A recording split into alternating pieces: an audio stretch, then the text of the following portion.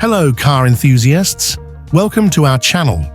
We've prepared a very interesting video for you about the 9 weirdest and worst cars in America from 1953. This video is sure to surprise you, so get comfortable and watch it until the end. Enjoy the show. Dear viewer, don't forget to subscribe to the channel. Thanks for your support. Number 9. The 1953 Nash-Healey is indeed a fascinating and somewhat peculiar vehicle. Here's a detailed look at why it stands out. The Nash-Healey was a collaborative effort between the American Nash Motors and the British Healey Car Company. The aim was to create a stylish, sporty car that combined American comfort with European performance. The car's design reflected this hybrid approach, leading to a blend of American and European aesthetics that was unusual for its time. The Nash-Healey's body was designed by Pininfarina, an Italian firm renowned for its elegant car designs. This gave the car a sleek European look with a distinctive, low-slung profile. The car featured a long, pointed nose and a short rear, which was quite different from the more bulbous American designs of the era. Inside, the Nash-Healey offered a mix of American and European influences. It had a spacious interior with American-style comfort, including a relatively roomy cabin and large, cushy seats. This was complemented by European-inspired details like a minimalist dashboard and a prominent steering wheel. The Nash-Healey was powered by a Nash 252 cubic-inch inline-6 engine, which was paired with a 4-speed manual transmission. This combination provided decent performance, but was not particularly sporty compared to European sports cars of the time. The car's handling was somewhat heavy and unrefined compared to its European counterparts. The Nash-Healey was a niche vehicle with limited appeal. Its hybrid American-European design did not fit neatly into either market. American consumers often found it too European in style and performance, while European buyers might have seen it as overly large and heavy compared to local sports cars. Due to its unique design and limited market appeal, the Nash-Healey did not sell in large numbers. Production was relatively small, and the car was never a commercial success. This rarity adds to its intrigue among classic car enthusiasts today. Despite its limited success, the Nash-Healey has become a collector's item due to its distinctive design and historical significance. It represents an interesting experiment in cross-continental car design and stands out as an example of how American and European automotive styles can be combined. The Nash-Healey's combination of American and European elements was unconventional. Its design didn't fit neatly into either the American or European automotive traditions, leading to a car that was somewhat out of place in both markets. The car's performance was not particularly impressive compared to other sports cars of the era, which may have contributed to its limited appeal.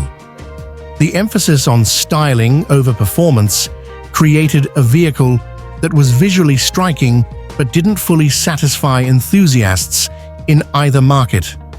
The Nash-Healey serves as a cultural oddity in automotive history, reflecting a period when car manufacturers were experimenting with blending different design philosophies and markets. Its unique position in the automotive world makes it an intriguing and somewhat strange vehicle to study. In summary, the 1953 Nash-Healey's unusual combination of American and European design elements, along with its limited market success, makes it a particularly interesting example of automotive weirdness. Its legacy as a niche collector's item reflects its unique place in automotive history. Number 8. The 1953 Studebaker Commander Starlight Coupe is a unique vehicle in automotive history, often noted for its unconventional design. The most distinctive feature of the Commander Starlight Coupe was its wraparound rear window, which was an evolution of the earlier bullet-nose Studebakers from the late 1940s and early 1950s. This rear window design was unlike anything else on the market at the time, providing a panoramic view that was both innovative and polarizing. It gave the car a futuristic appearance, but also made it look unusual compared to more traditional designs. Designed by Raymond Loewy, one of the most influential industrial designers of the 20th century, the 1953 Studebaker Commander Starlight Coupe was a radical departure from the norm. The car had a sleek, low-slung profile with clean, uncluttered lines.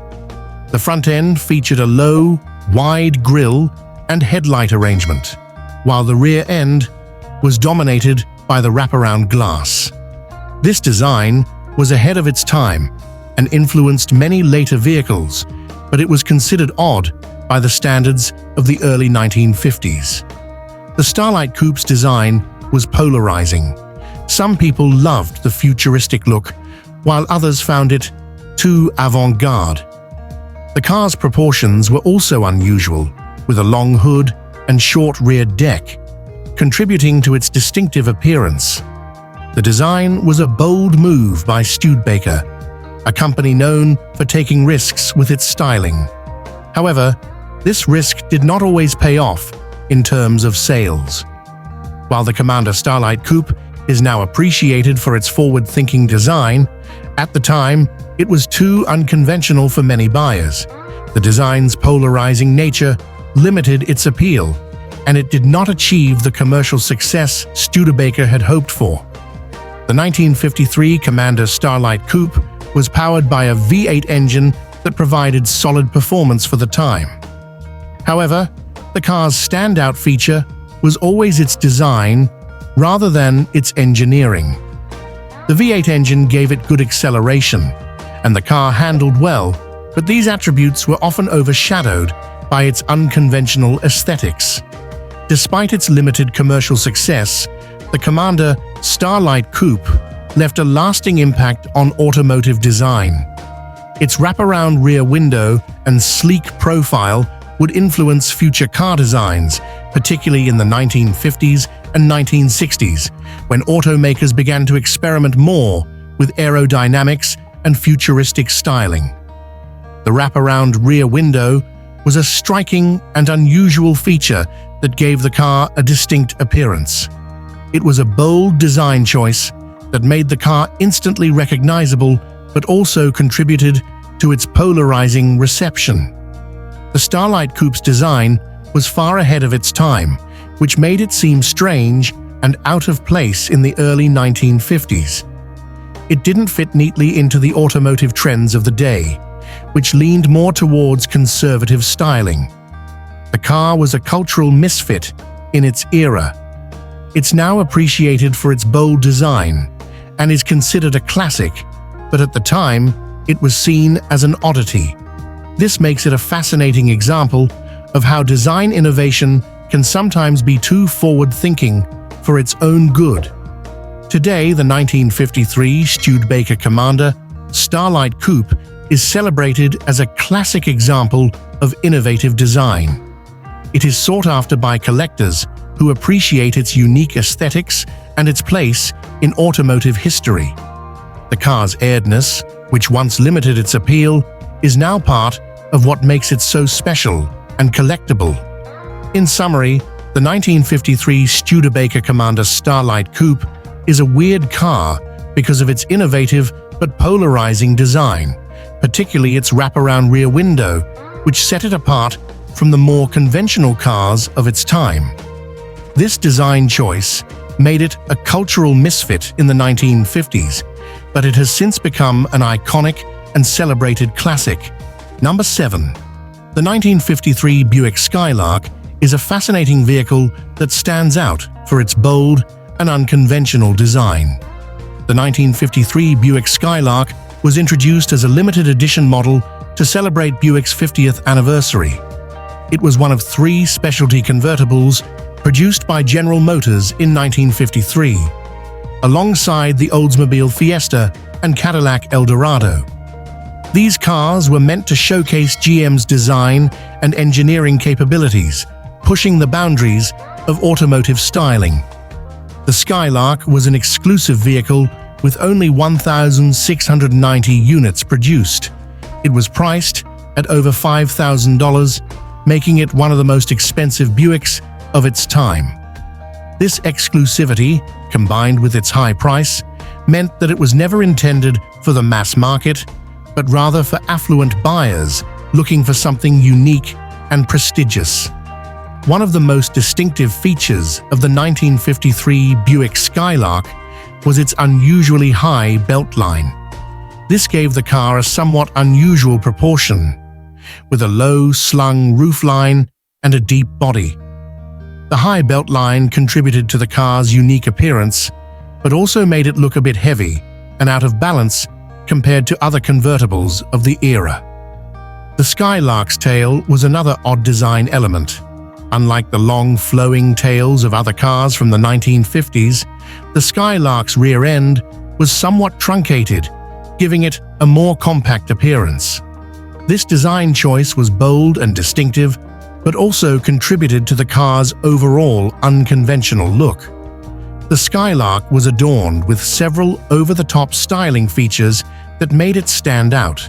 It had chrome wire wheels, special Kelsey Hayes wheels, and unique sweep spear chrome side trim that accentuated its curvaceous body.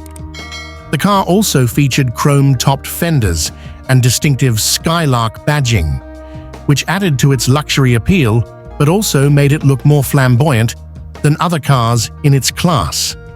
Unlike other Buicks of the time, the Skylark did not feature the traditional portholes or ventiports on the front fenders. This was a deliberate design choice to set the Skylark apart from the rest of the Buick lineup, but it also added to its unconventional appearance.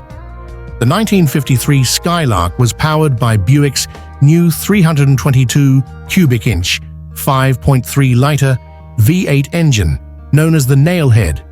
This engine produced 188 horsepower, which was impressive for the time, and it gave the Skylark strong performance. The car also featured Buick's Dynaflow automatic transmission, which provided smooth but somewhat leisurely acceleration. The Skylark came with a host of advanced features for its time, including power steering, power brakes, power windows, and a power-operated convertible top. These luxury features added to the car's appeal, but also contributed to its high price.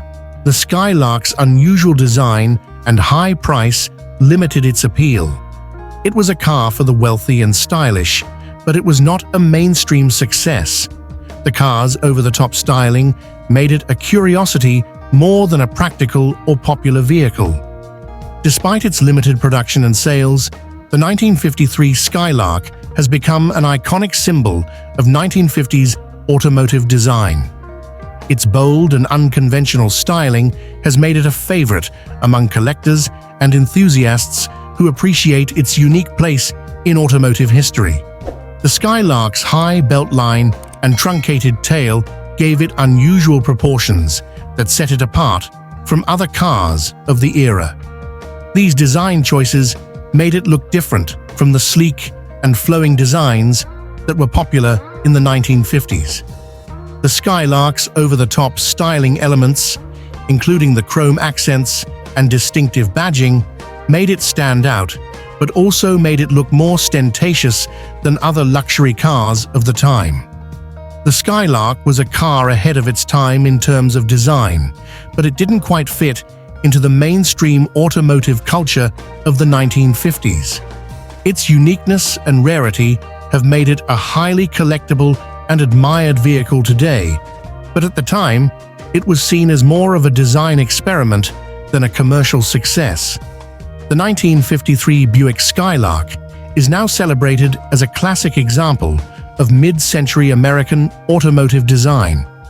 Its unique combination of luxury, performance, and unconventional styling has cemented its place as a standout vehicle in Buick's history. The car's weirdness, once a barrier to mainstream success, is now what makes it so special and beloved by collectors. Number 6. The 1953 Willys Aero Lark is a unique and somewhat odd vehicle, especially when viewed in the context of its time. In the early 1950s, the American car market was dominated by larger, more luxurious vehicles, reflecting the post-war economic boom. Willys, a company best known for producing military jeeps during World War II, sought to enter the passenger car market with a different approach. They focused on compact, fuel-efficient vehicles, which was unusual in a market that favored bigger, more powerful cars. The Willys Aero series, including the Aero Lark, was introduced in 1952 as Willys' attempt to tap into the growing market for smaller, more economical cars. The Aero Lark was one of the lower-priced models in the series, aimed at buyers looking for an affordable and practical vehicle. The Aero Lark featured a compact, rounded design that stood out in an era where most American cars were large, with long flowing lines and flashy chrome accents. The Aero Lark's design was simple, with a bulbous, almost egg-shaped body that prioritized aerodynamics and efficiency over style. At just over 175 inches long, the Aero Lark was significantly smaller than most American cars of the time.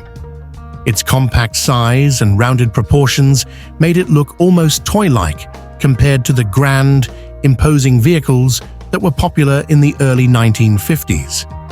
This small size was practical for urban driving and fuel efficiency, but made the car seem out of place on American roads. The Aero Lark had a minimalist approach to styling, with less chrome and fewer ornate details than other cars of the era. The front grille was simple and functional, and the overall design emphasized practicality over aesthetics. This utilitarian design contrasted sharply with the more extravagant styles of the time. The 1953 Aero Lark was powered by a 161 cubic inch, 2.6-liter inline-six engine that produced 90 horsepower. While not particularly powerful, this engine provided adequate performance for the car's size and weight. It was also available with a smaller 134 cubic inch, 2.2-liter inline-four engine, which was even more focused on fuel efficiency. One of the Aero Lark's selling points was its fuel efficiency, which was a significant consideration for buyers concerned about rising fuel prices during the early 1950s.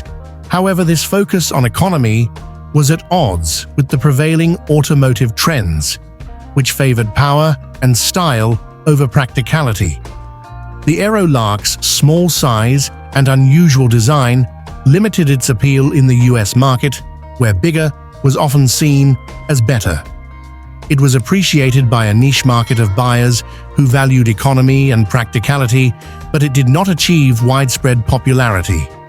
Due to its limited production and sales, the Aero Lark was a rare sight on American roads. Its distinctive design and compact size made it stand out, but this also contributed to its perception as an odd or unconventional vehicle.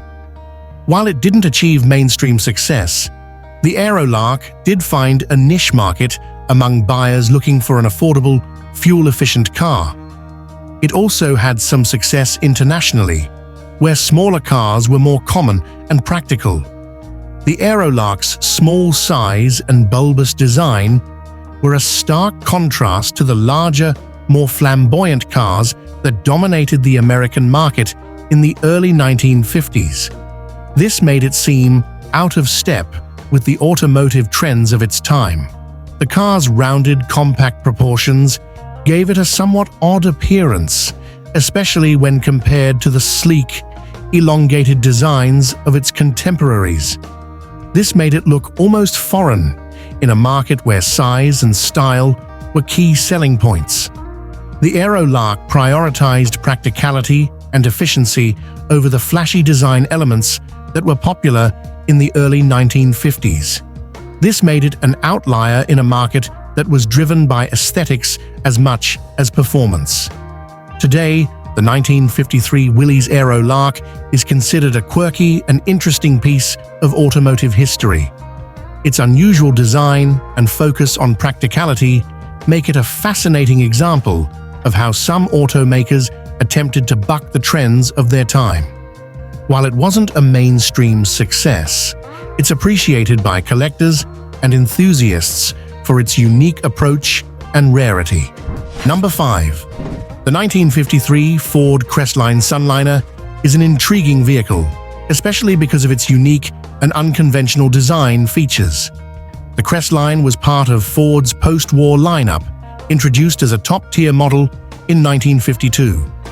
By 1953, the Crestline series had become one of Ford's most luxurious offerings, available in several body styles, including the Sunliner, a convertible. During the early 1950s, the American automotive market was characterized by innovation and a push for modernity. Automakers were experimenting with new features and designs to attract consumers who were eager for the latest advancements. The most unusual feature of the 1953 Ford Crestline Sunliner was the optional Skyline roof, a transparent acrylic roof panel.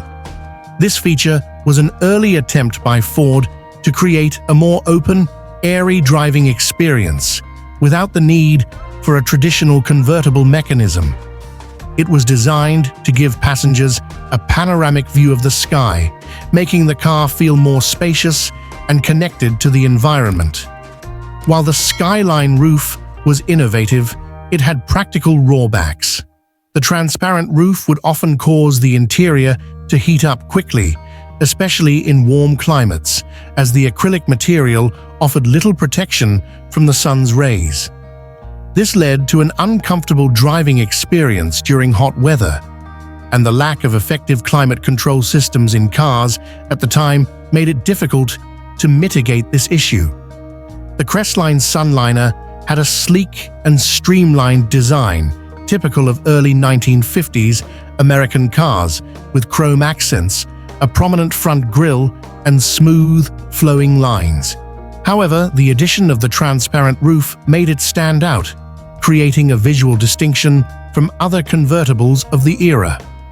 The 1953 Crestline Sunliner was equipped with Ford's flathead V8 engine, producing 110 horsepower. This engine was known for its durability and solid performance, making the Sunliner a capable and reliable car for its time. Despite its innovative roof, the Sunliner's performance was typical of the era. It offered a comfortable ride and was well suited for cruising, but the transparent roof added a unique twist to the driving experience, making it feel different from other convertibles. The Skyline roof received a mixed reception from consumers. While it was praised for its novelty and the unique driving experience it offered, many found it impractical due to the heating issue and lack of effective sun protection. This limited its appeal, and as a result, it was a rare option on the Crestline Sunliner. Although the Skyline roof was not widely adopted, it demonstrated Ford's willingness to experiment with new ideas and push the boundaries of automotive design. This kind of innovation, even when not entirely successful, helped set the stage for future advancements in automotive technology. The transparent Skyline roof was an unusual feature that set the Crestline Sunliner apart from other convertibles of the time. It was a bold design choice that was both innovative and impractical, making it a curious addition to Ford's lineup. The impractical nature of the transparent roof, particularly in terms of heat management and sun exposure, made it an odd choice for consumers. The feature was ahead of its time in concept, but not fully developed in terms of practical application. Due to its limited appeal and the specific conditions in which it was practical to use, the Skyline roof option became a rare feature. This rarity adds to the car's weirdness and makes it an unusual collector's item today. Today, the 1953 Ford Crestline Sunliner, particularly with the Skyline roof option, is considered a unique and collectible vehicle. Its weirdness lies in its innovative, yet flawed design, which reflects a period of experimentation and bold ideas in the automotive industry. Collectors and enthusiasts value the Crestline Sunliner not only for its rarity, but also for its role in the evolution of automotive design. In summary, the 1953 Ford Crestline Sunliner is considered weird because of its unique and somewhat impractical Skyline roof option. This feature, while innovative, was ahead of its time in concept, but fell short in practical application, making it an unusual and rare sight on the roads.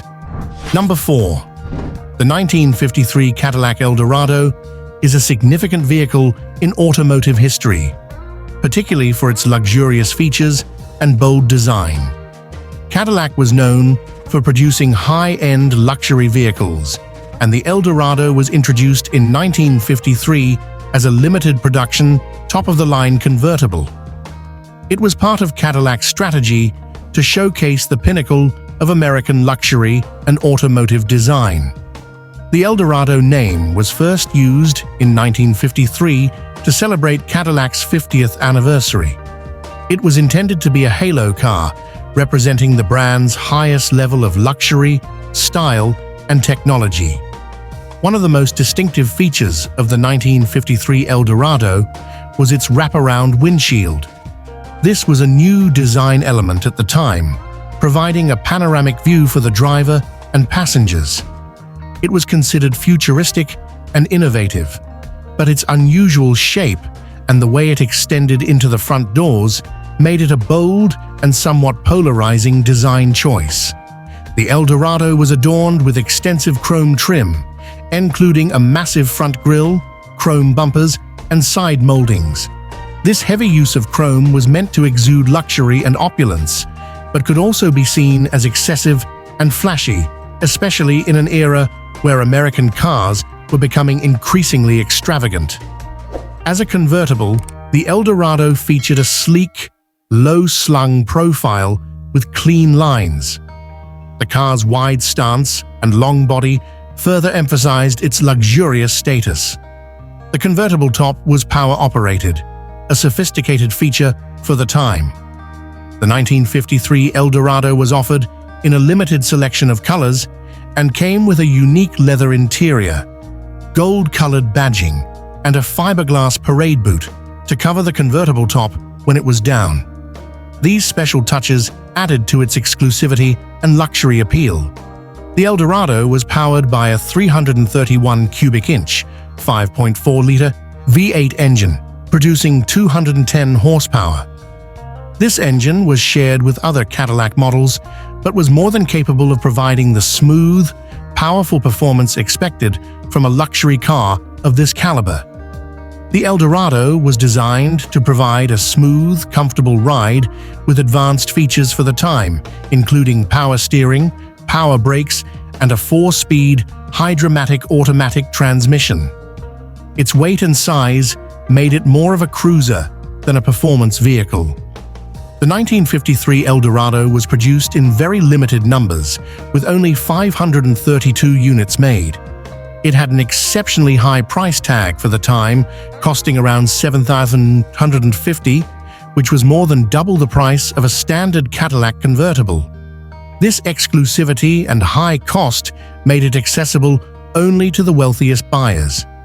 While the El Dorado was admired for its luxurious features and cutting-edge design, its extravagant use of chrome and the wraparound windshield were not universally praised. Some found the design to be over-the-top and too flashy, which limited its appeal to a broader market. The El Dorado's design was an exercise in excess, with its heavy chrome accents, distinctive windshield, and luxurious interior features. This made it stand out even among other luxury cars of the time, but it also pushed the boundaries of what was considered tasteful. The wraparound windshield was a design innovation that was ahead of its time but also unconventional. Its unique shape required modifications to the car's body structure, which gave the El Dorado a distinctive look that wasn't universally appealing. The El Dorado's limited production run and high price made it an exclusive vehicle, but this exclusivity also contributed to its perception as an oddity. It was a car for the elite, but its design choices made it less of a mainstream success and more of a collector's curiosity. Today, the 1953 Cadillac El Dorado is highly prized by collectors for its rarity, historical significance, and distinctive design. Its weirdness lies in its over-the-top luxury and design elements that pushed the boundaries of conventional automotive aesthetics. The El Dorado is a symbol of 1950s American excess and innovation, making it a fascinating study in automotive history. In summary, the 1953 Cadillac El Dorado is considered weird due to its extravagant design, particularly the wraparound windshield and extensive chrome trim, which were innovative yet polarizing. Its limited production and high cost further added to its status as a unique and unusual luxury vehicle. Number 3. The 1953 Dodge Coronet is an interesting example of early 1950s automotive innovation, especially for its unique features that set it apart from other vehicles of its time. The Dodge Coronet was part of Dodge's lineup as a mid-range model, positioned between the more affordable Meadowbrook and the upscale Royal. In the early 1950s, Dodge was experimenting with new technologies to distinguish its vehicles in a competitive market. One of the key innovations in the 1953 Dodge Coronet was the introduction of the PowerFlight automatic transmission.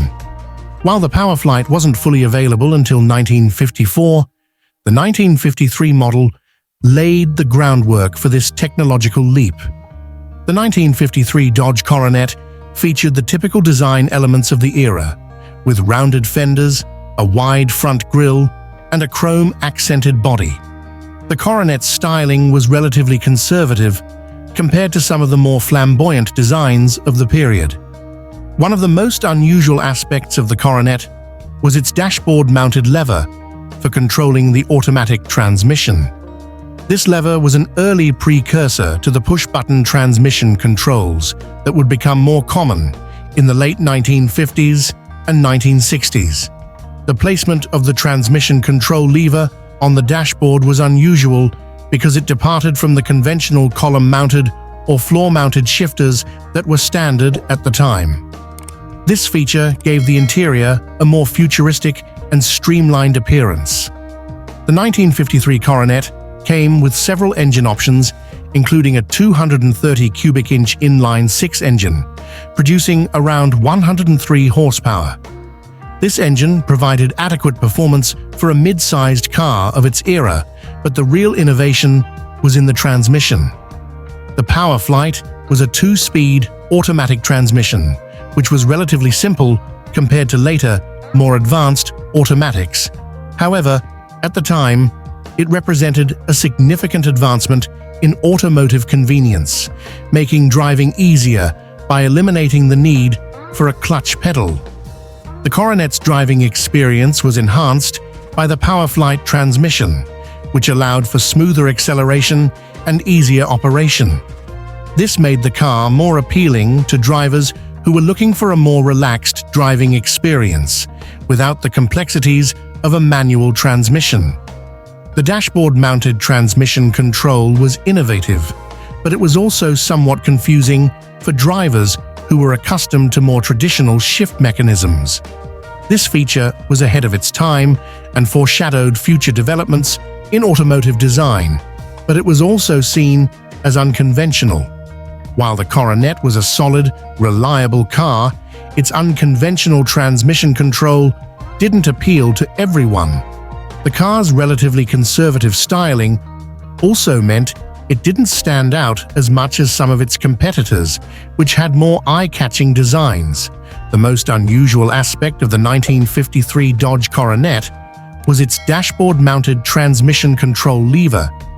This feature was both innovative and odd, setting it apart from other cars of the time and giving it a futuristic feel that was unusual for early 1950s vehicles. The Coronet's early adoption of the PowerFlight automatic transmission was another aspect that made it unusual. While automatic transmissions were becoming more common, the way Dodge implemented it in the Coronet was distinct and ahead of its time. The Coronet's dashboard-mounted lever was a step toward the push-button controls and more integrated designs that would become popular in later decades. This forward-thinking approach was unusual in a period when most cars were still designed with more traditional controls. Today, the 1953 Dodge Coronet is recognized for its early adoption of automatic transmission technology and its unusual dashboard-mounted controls. These features make it a unique piece of automotive history and a curious example of how car manufacturers were experimenting with new ideas in the post-war era. In summary, the 1953 Dodge Coronet is considered weird because of its innovative but unconventional dashboard-mounted transmission control lever, which set it apart from other cars of the time. This feature, combined with its early use of the PowerFlight automatic transmission, made the Coronet a forward-looking but somewhat odd vehicle in the context of early 1950s automotive design. Number 2. The 1953 Pontiac Star Chief is a notable example of mid-20th century American automotive design, with several distinctive features that contribute to its reputation as a weird or unusual car. By the early 1950s, Pontiac was known for producing stylish and distinctive cars. The Star Chief was part of Pontiac's strategy to capture the luxury market, positioned above the more modest Pontiac models. The Star Chief was introduced in 1954 as Pontiac's top-of-the-line model, but its 1953 version laid the groundwork for the model's subsequent design evolution. It was a full-size car aimed at customers seeking luxury and prestige. The 1953 Star Chief featured extensive use of chrome trim, including elaborate front grille, bumper guards, and side moldings. This heavy chrome application was intended to convey luxury and opulence, but often came across as excessive and overwhelming. One of the most unusual features of the 1953 Star Chief was its light-up hood ornament. This ornament, which was illuminated by a small light bulb, was intended to enhance the car's appearance at night and add a touch of high-tech flair. While innovative, it was also seen as a gimmick by some. The Star Chief was characterized by its long and heavy body, with a sleek, streamlined design typical of the era. However, its size and weight contributed to a perception of the car being overly grandiose and cumbersome. The 1953 Star Chief was powered by a 268 cubic inch, 4.4-liter straight-8 engine, producing around 125 horsepower. This engine provided adequate performance for the time, but was more focused on providing a smooth and comfortable ride rather than sporty driving dynamics. The Star Chief was designed for a comfortable, luxurious driving experience rather than sporty performance. Its heavy build and focus on comfort features made it ideal for cruising but less agile compared to more nimble vehicles. The Star Chief's extravagant design elements, including the heavy chrome and the light-up hood ornament, were polarizing. While some buyers appreciated the car's luxury and unique features, others found its styling to be excessive and overdone. The combination of the car's size, weight, and over-the-top design features limited its appeal to a niche market of luxury car buyers. Its unusual styling made it a standout model, but not necessarily in a positive way for all potential buyers.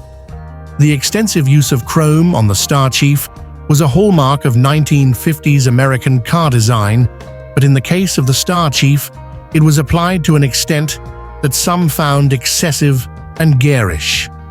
The light-up hood ornament was a novel feature that was intended to impress, but it was also seen as a gimmick.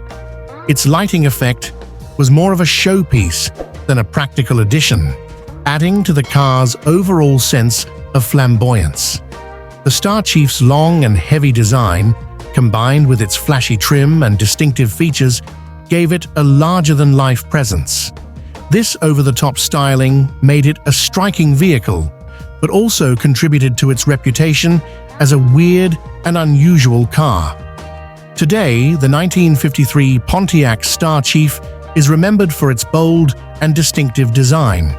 Its excessive chrome and innovative features, like the light-up hood ornament, make it a memorable example of 1950s American automotive excess. While its styling may have been considered weird or overdone by some, it remains a significant and interesting piece of automotive history.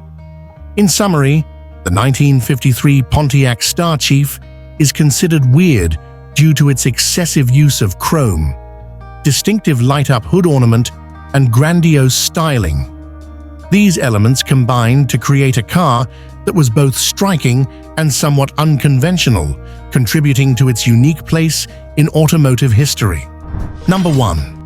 The 1953 Chrysler New Yorker is a fascinating example of early 1950s American automotive design, blending advanced engineering with a somewhat outdated aesthetic. By the early 1950s, Chrysler was known for its innovation and technological advancements.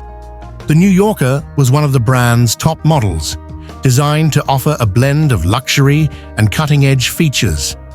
The 1953 Chrysler New Yorker was part of Chrysler's lineup as a full-size luxury car, positioned above the more affordable models like the Chrysler Windsor.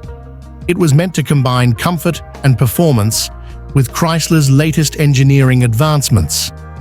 The 1953 New Yorker featured a large, heavy body with a design that was somewhat traditional compared to its competitors. The car's size and weight contributed to a feeling of bulkiness, making it less agile and more cumbersome than some of its contemporaries. While the New Yorker boasted advanced features like the Hemi V8 engine, its body design retained some of the more conservative elements of the pre-war era. This combination of cutting-edge engineering with a more traditional, boxy design created a contrast that some found unusual. The car's design included chrome trim and a prominent front grille, which were typical of 1950s American luxury cars. However, the New Yorker's styling didn't fully embrace the more flamboyant trends of the time, resulting in a look that some might view as outdated compared to more modern designs. One of the standout features of the 1953 New Yorker was its 331 cubic inch, 5.4-liter Hemi V8 engine. This engine was renowned for its power and performance, producing around 180 horsepower.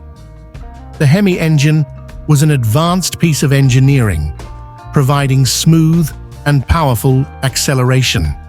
Despite the powerful engine, the New Yorker's heavy and bulky body affected its handling and driving dynamics.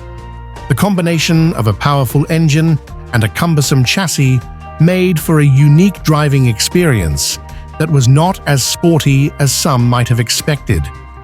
The New Yorker included several technological advancements for its time, such as power steering and power brakes. These features were designed to enhance comfort and ease of driving, but they were somewhat overshadowed by the car's traditional design. The 1953 New Yorker's blend of advanced engineering with a more traditional design received mixed reviews. Some buyers appreciated the powerful Hemi engine and luxury features, while others found the combination of cutting-edge technology with a more old-fashioned body design to be strange. The car's large size and traditional design elements, combined with its advanced engine, made it a niche product. It appealed to buyers looking for a powerful and luxurious ride, but who were not necessarily seeking the most modern styling. The most notable aspect of the 1953 Chrysler New Yorker's weirdness is its juxtaposition of a state-of-the-art Hemi V8 engine with a body design that felt somewhat dated. This combination of advanced engineering with old-fashioned aesthetics created a unique and unusual vehicle. The New Yorker's large and heavy body contrasted with the high performance of its engine, resulting in a driving experience that was less sporty and more cumbersome than what might be expected from a car with such a powerful engine.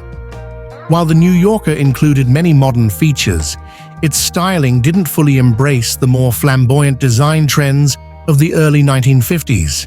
This contrast made it stand out as a peculiar blend of innovation and tradition. Today, the 1953 Chrysler New Yorker is remembered for its powerful Hemi engine and its distinctive blend of old and new design elements. Its combination of advanced technology with a more traditional body style makes it an interesting study in mid-century American automotive design, representing a moment of transition between past and future. In summary, the 1953 Chrysler New Yorker is considered weird due to its unusual combination of advanced engineering, including the Hemi V8 engine, with a heavy and somewhat outdated body design. This contrast between modern performance and traditional styling contributes to its unique and distinctive place in automotive history.